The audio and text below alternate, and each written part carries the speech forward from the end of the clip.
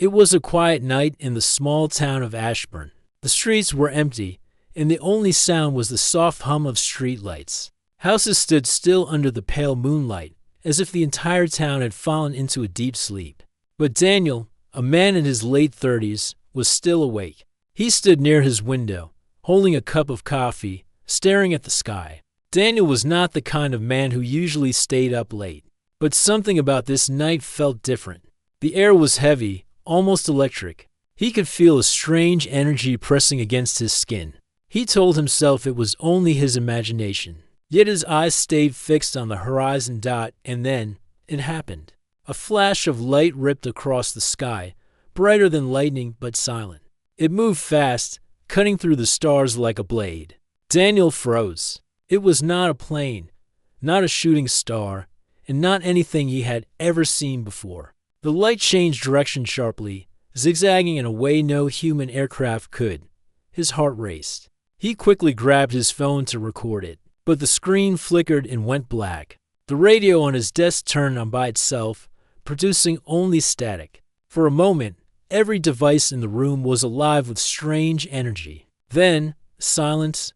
The light in the sky vanished. Daniel stood in the dark, his coffee forgotten, his hand trembling. He whispered to himself, "What was that?" He tried to calm down. Maybe it was a satellite. Maybe a drone. He forced himself to sit back on his couch, though his mind was restless. But deep inside, he felt something unsettling. Someone, or something, had noticed him. The next morning, the town seemed normal again. Children walked to school, shops opened, cars moved along the roads. Everything was the same, except for the unease Daniel carried in his chest. At around 10 a.m., a car pulled up outside his house. It was a sleek, black sedan, the kind that looked too clean, too polished for a small-town road. Daniel watched from behind his curtains as two men stepped out. Both wore black suits, black hats, and black sunglasses, even though the sun was weak that morning. They knocked on his door. Daniel hesitated before opening it. One of the men spoke in a flat, emotionless voice. "Good morning, sir. We are here to ask about the events of last night." Daniel blinked. "Events?" The second man tilted his head slightly, his face pale, his expression empty. "The lights in the sky. Did you see them?" Daniel's mouth went dry. How did they know? No one else had mentioned it. No one else seemed to care. I don't know what you mean," Daniel replied, forcing a weak smile. The first man adjusted his glasses. "It is important that you tell us the truth. Sometimes people see things they should not. If that happens, we must make sure they." "Forget." Daniel's stomach tightened. "Forget? What did that mean?" The men didn't blink. They didn't move like normal people. Their words felt heavy, like they carried a warning beneath them. "We will return." The first man said finally, "Do not speak to anyone about last night," without waiting for Daniel's response. The two men walked back to their car. The engine started, but it made no sound, no rumble, no exhaust, nothing. The black car glided away, disappearing round the corner like a shadow. Daniel stood in his doorway, frozen. His heart pounded in his chest. Who were they? How did they know what he saw? That night, he tried to convince himself it was just coincidence. Maybe government agents. Maybe investigators. But when he closed his eyes, the memory of the strange light returned. The zigzagging motion, the silence, the sudden vanishing. And behind that memory, another image haunted him, the pale, cold faces of the men in black. Their voices, too perfect, too flat, not human at all. Daniel sat awake until morning again, unable to sleep, listening to every sound outside his window. He knew one thing for certain now: whatever had appeared in the sky last night was not from this world. And the men who came to his door were not just men. The strange rival had changed everything. And somewhere, out in the distance, something was watching him still. Daniel tried to go through the day as if everything was normal. He went to work, spoke to his neighbors, even smiled at people who passed by. But inside, he was restless. Every time he closed his eyes, he saw the pale faces of the men in black. Their words echoed in his head. Sometimes people see things they should not. If that happens, we must make sure they. Forget. That night, Daniel sat on his couch, staring at the television. A late-night news anchor was speaking, but Daniel wasn't listening. His mind kept replaying the strange light in the sky. The more he thought about it, the more impossible it seemed. No human aircraft could move that way. No human technology could kill his phone, his radio, his lights all at once. It was close to midnight when Daniel finally forced himself to bed. He left a small lamp on in his room. Darkness felt unsafe now, like it was hiding something. He lay down, staring at the ceiling, waiting for sleep to come. But around 3:12 a.m., his eyes opened suddenly. At first, he thought it was a dream. A low humming sound filled the air. It was not like a machine, not like a car outside. It was deeper, almost like a vibration inside his bones. Daniel sat up, his heart racing.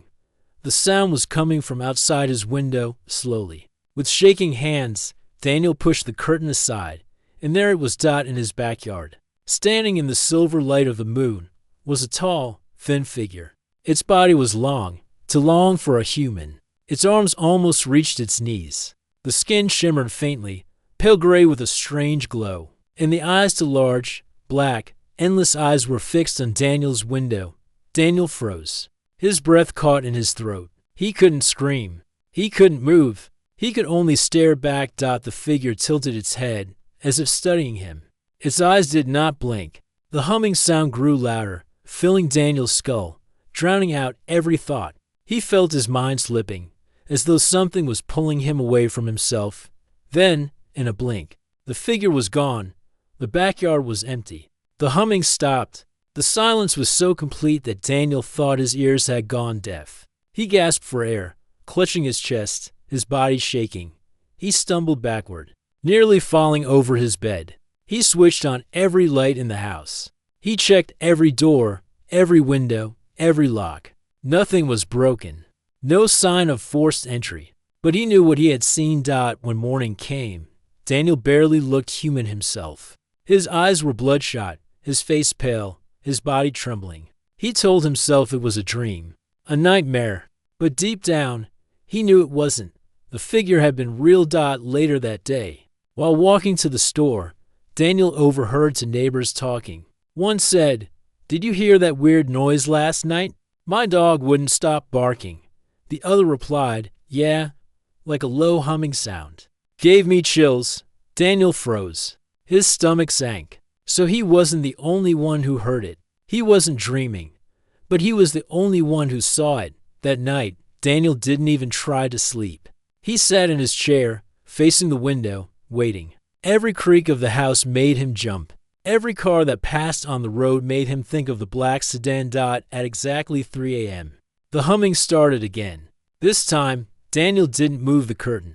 He sat frozen in his chair, breathing fast, his eyes wide. He knew something was out there, watching, waiting. But when the sound stopped, and the night grew quiet again, Daniel realized something more terrifying than before. The figure hadn't come to his backyard just once. It was coming back every night. The second night without sleep left Daniel exhausted. His body was heavy, his mind clouded, but his nerves were sharp as blades. Every time he closed his eyes, he felt the weight of those black, endless alien eyes staring at him. The humming sound still echoed inside his skull, even in silence. By morning, Daniel looked like a man who had aged 10 years overnight. He poured coffee with trembling hands, trying to convince himself he had imagined everything. But when he stepped outside to get some fresh air, his heart nearly stopped. The black car was back. It was parked quietly on the street across from his house. The same shiny, polished body. The same tinted windows. It sat there like a predator waiting for its prey. Before Daniel could retreat inside, the doors opened. Two men stepped out, wearing the same black suits, black ties, and black hats. They moved in unison, their faces pale, their expressions blank. "Good morning, Daniel," the first one said, his voice flat as stone. Daniel's blood ran cold. He had never told them his name. The second man adjusted his sunglasses. "We warned you about the lights. Yet last night, you watched again." Daniel's mouth went dry. He stammered, "I didn't see anything. I was asleep." The first man tilted his head slowly, almost mechanically. That is not true. You saw. And what you saw does not belong to you. The words sent a chill down Daniel's spine. What you saw does not belong to you. What did that even mean? Listen, Daniel said, his voice cracking. I don't understand any of this. Who are you people? What do you want from me? For the first time, the second man smiled. It was a strange, cold smile that did not reach his eyes. We are here to protect you from yourself. People who see too much tend to disappear. Daniel's stomach twisted. He took a step back toward his door. His instinct screamed at him to run, but his legs felt heavy, as if the air around these men was pulling him down. You must remain silent. The first man continued. No one can know what you witnessed. If you speak, we will make sure you are corrected. Daniel swallowed hard. Corrected. Neither man answered. They stood still, watching him with blank faces. Then, without another word, they turned and walked back to their car. The black vehicle pulled away soundlessly, leaving Daniel trembling on his porch for hours after. He could not move. The sun rose higher, children played down the street, life went on as normal. But Daniel stood frozen, replaying their words over and over. People who see too much tend to disappear. That evening, Daniel sat in his living room, staring at the wall. Every sound outside made him jump. He closed the curtains, locked every door, checked every window twice. But no lock could stop the feeling that he was being watched at night. Exhaustion finally pulled him into a light sleep. But the humming returned, pulling him awake once more. This time, he didn't dare look out the window. He lay in bed, gripping the sheets, his body shaking as the sound grew louder, vibrating through his bones. And then, something else happened. A voice. Soft, deep, and not human. It whispered inside his head. Do not trust them. Daniel's eyes snapped open. His breath caught. The voice was clear. Not his imagination. Not a dream. Do not trust the men in black. They are not what they seem. Daniel sat up, heart pounding. The humming stopped, leaving him in silence again. But his fear had doubled. He now had two questions. Who were the men in black? And who or what was warning him against them? One thing was clear. He was no longer caught between reality and dream. He was caught in something much larger, something dangerous. The men in black were watching him. The figure was visiting him. And now, a voice from somewhere else had entered his mind. The warning had been delivered, but Daniel had no idea how much worse things were about to become.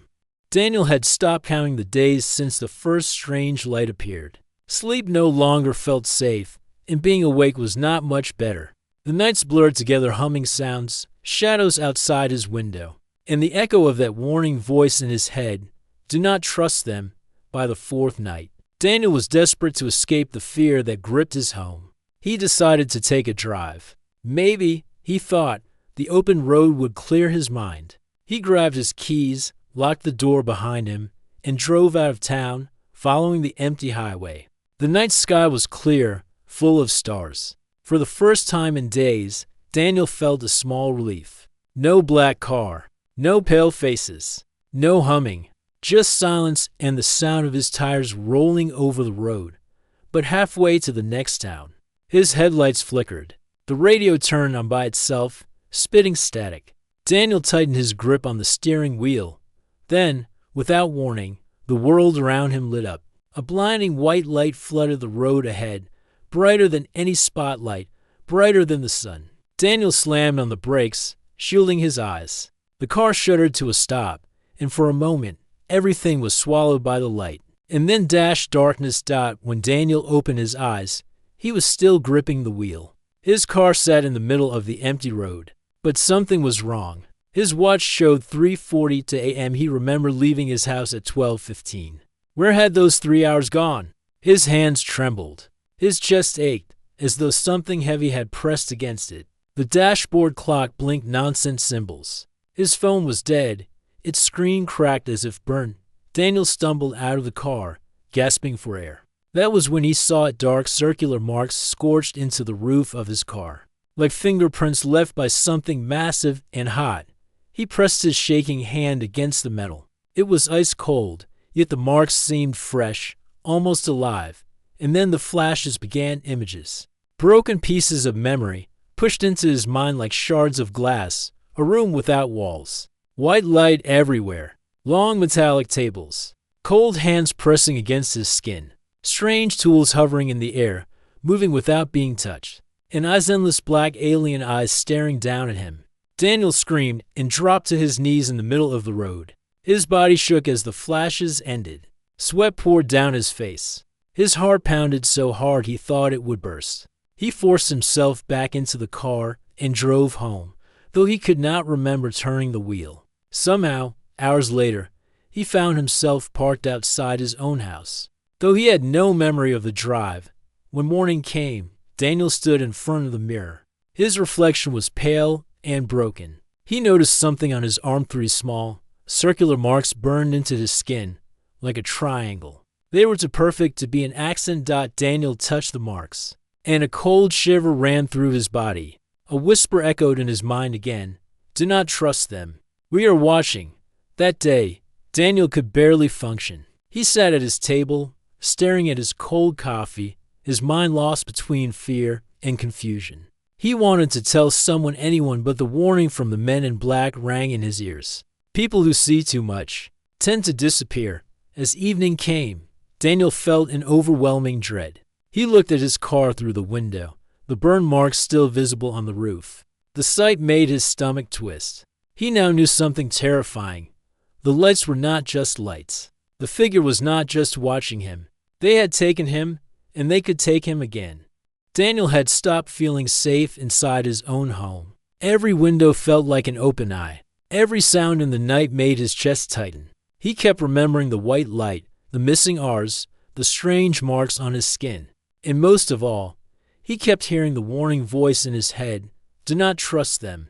But who was speaking to him? The figure that appeared in his backyard? Or something else entirely? Daniel knew one thing for sure: he could not stay silent any longer. He had to look for answers, even if it meant risking his life. That evening, he left town in his car, avoiding the main roads. He drove far into the countryside, guided only by instinct and the strange pull in his mind. Hours passed. The moon was high when he reached an old industrial area, long abandoned. Rusted warehouses stood in silence, their broken windows reflecting pale starlight. As Daniel stepped out of the car, the air felt heavy again, just like the night he had first seen the lights. He followed a cracked path between the buildings, his flashlight cutting through the dark. And then he saw it. One of the warehouses had a door slightly open. A faint glow leaked from inside. Daniel hesitated, his breath catching in his throat. Every part of his body screamed to turn back, but his fear was drowned out by curiosity. He pushed the door open and stepped inside. The glow came from machines, strange, humming devices that looked nothing like human technology. Their surfaces were smooth, seamless, with no wires, no bolts, no switches. They pulsed with a faint blue light, alive in some way Daniel could not understand.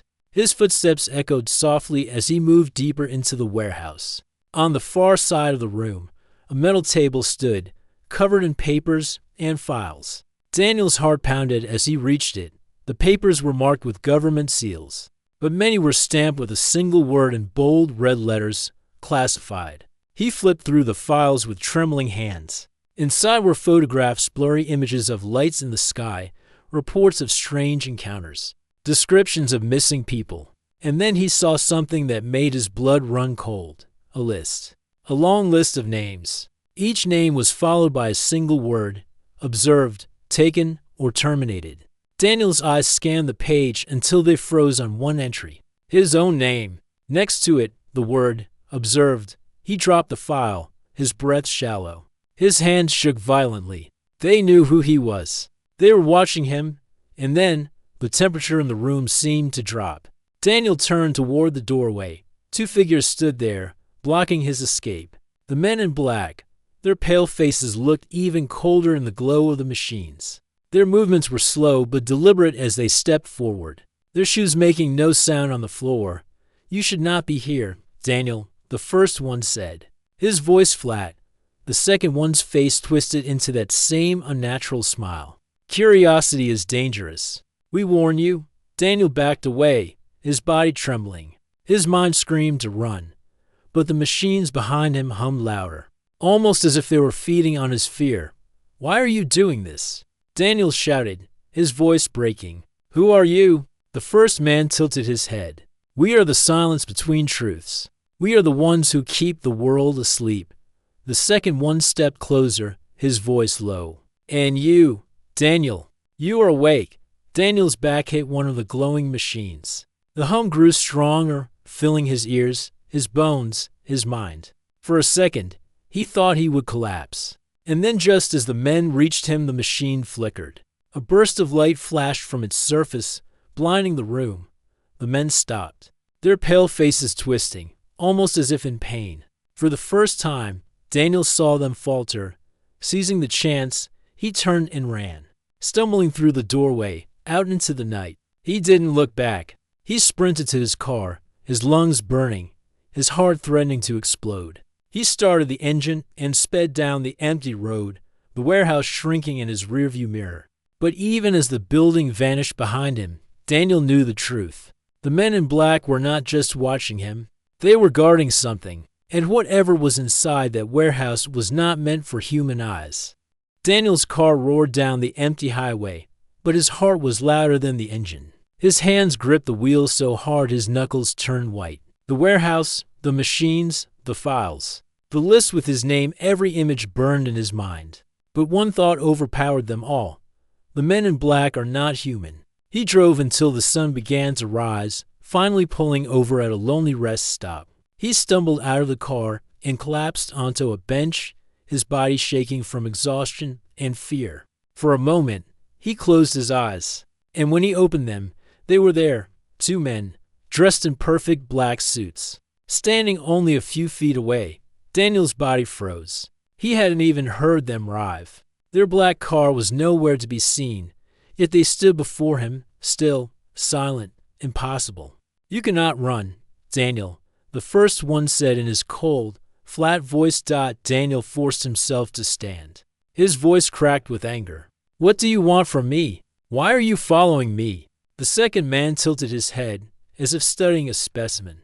His pale face was almost as smooth, to perfect, like a mask. "We told you not to look. You chose to see, and now you must understand." Daniel's chest tightened. "Understand what?" The first man's voice dropped lower. "We are not what you think. We are not agents. We are not government. We are not human." The words hung in the air like ice. Daniel's legs felt weak. "Then what are you?" For the first time, their blank expression shifted. The second man's sunglasses slipped down, and Daniel saw his eyes. They were not human eyes at all. They were dark, endless, reflecting faint light like pools of black glass. "We are hybrids," the first man said slowly. "Half of your kind, half of theirs." Daniel's breath caught. "Theirs?" The man nodded. "The ones who watch from above. The ones who take, who test, who prepare. They created us to keep their secret, to silence those who see." Daniel's mind raced. The warehouse, the files, the missing people, it all connected. "You're covering it up. Every light, every abduction, every disappearance, you're hiding it for them." The second man smiled faintly, but it was not human warmth. "Not hiding, controlling. If humans knew the truth, your world would collapse. Your systems, your faith, your order, all would fall. Chaos would spread like fire. So we keep the silence." Daniel shook his head. "And what happens to people like me?" The first man's expression was unreadable. "Most forget. Some disappear. A few. Join us." Daniel stepped back, his stomach twisting. "Join you? I don't want to be part of this. I didn't ask for any of this." The second man leaned closer, his voice soft, almost a whisper. "Choice is an illusion, Daniel. They chose you. That is why you see the lights. That is why the figure comes to your window. That is why we stand before you now." Daniel's head spun. The voice in his mind, the warning, flashed back into memory. "Do not trust them."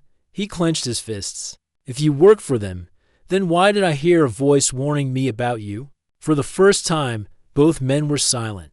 Their faces, usually calm, seemed disturbed. Finally, the first one spoke. "You should not have heard it." The others are not supposed to speak to you. Daniel's pulse quickened. Others, you mean? Not all of them are on your side? Neither man answered. Instead, the second one stepped back, his black suit rippling slightly as if his body was not completely solid.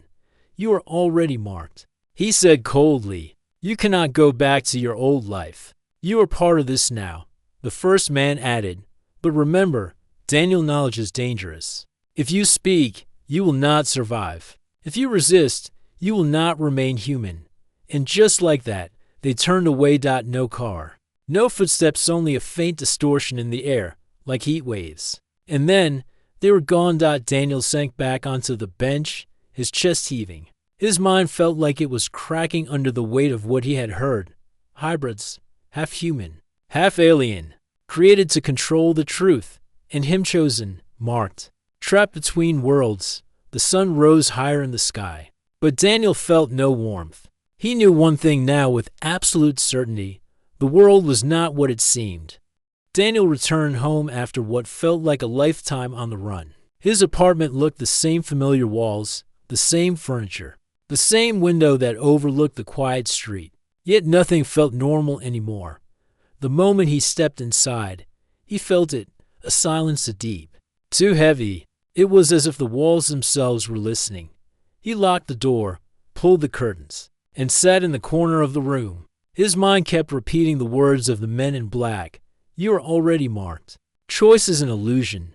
Daniel pressed his hands to his face, breathing hard. Was he still Daniel? Or had something already changed inside him? The clock ticked slowly. Outside, the world moved on as if nothing had happened. Cars passed, children laughed, life continued. Yet Daniel knew hidden behind that normal world something vast, cold, and inhuman was watching. Night fell, and that was when he saw it again. Through the gap in the curtain, a faint glow appeared in the sky. Not a plane, not a star, a light that pulsed, steady and deliberate. His chest tightened. It was the same light from that night, the one that had followed him, the one that had marked him. He staggered back from the window, whispering, no, not again. But the light stayed, hovering, watching. Then, a sharp knock at the door. Daniel froze. His whole body tensed. Slowly, he moved toward the door, every step heavy with dread. He placed his hand on the knob, hesitating. Another knock came, louder this time. Daniel, a voice called from outside, calm, cold, familiar. It was them. His heart pounded. He backed away, shaking his head. No, leave me alone. The doorknob rattled once, then stopped. Silence followed. Daniel waited, not moving, hardly breathing. Seconds stretched into minutes. Finally, he gathered the courage to peek outside through the peephole. No one was there. The hallway was empty, but when he turned back toward the room, he gasped. Two figures were already inside, standing in the corner, watching him, men in black. Their presence filled the air like ice. Daniel stumbled backward, knocking over a chair. His voice cracked. What do you want from me? Why can't you just leave me alone? The first man's face was pale, his black eyes glimmering like glass. Because you are ours now. You belong to the silence. The second man's voice was softer, almost soothing. Do not fight it, Daniel. Close your eyes. Rest. Forget. Daniel shook his head violently. No, I won't forget. I'll tell everyone. The world needs to know the truth. The first man stepped closer, his expression calm, but his words sharp as a blade. No one will believe you, and even if they did, they would not live to remember. The room grew colder.